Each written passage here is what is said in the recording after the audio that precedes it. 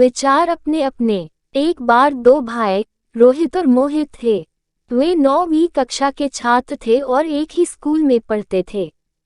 उनकी ही कक्षा में अमित नाम का भी एक छात्र था जो बहुत अमीर परिवार से था। एक दिन अमित अपने जन्मदिन पर बहुत महंगी घड़ी पहनकर स्कूल आया। सभी उसे देखकर बहुत चकित थे। हर कोई उस घड़ी के बारे में बातें कर रहा था कि तभी किसी ने अमित से पूछा, यार, ये घड़ी कहाँ से ली? मेरे भैया ने मुझे जन्मदिन पर ये घड़ी गिफ्ट की है। अमित बोला। ये सुनकर सभी उसके भैया की तारीफ करने लगे। हर कोई यही सोच रहा था कि काश उनका भी ऐसा कोई भाई होता। मोहित भी कुछ ऐसा ही सोच रहा था। उसने रोहित से कहा, काश हमारा भी कोई ऐसा भाई होता। पर रोहित की सोच अलग थी। उसने कहा, काश मैं भी ऐसा बड़ा भाई बन पाता।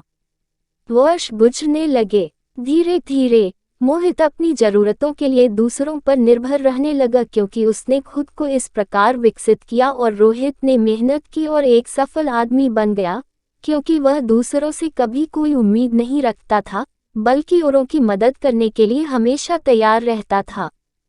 तो दोस्तों, अंतर कहाँ था? वे एक ही परिवार से थे। वे एक ही वातावरण में पले बढ़े और एक ही प्रकार की शिक्षा प्राप्त की। अंतर उनके दृष्टिकोण में था।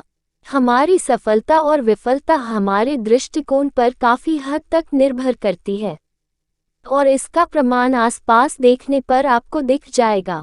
चूंकि ज्यादातर लोग मोहित की तरह ही सोचते हैं, इसलिए दुनिया में ऐसे लोगों की ही अधिकता है जो एक एवरेज लाइफ जी रहे हैं। वही रोहित की तरह सोच रखने वाले लोग कम ही होते हैं, इसलिए समाज में भी सक्सेसफुल लाइफ जीने वाले लोग सीमित हैं। अतः हमें हमेशा सकारात्मक दृष्टिकोण विकसित करने के लिए पूरी कोशिश करनी चाहिए और नकारात्मकता से बचना चाहिए, क्योंकि वो हमारा दृष्टिकोण ही है जो हमारे जीवन को परिभाषित करता है और हमारे भविष्य को निर्धारित करता है।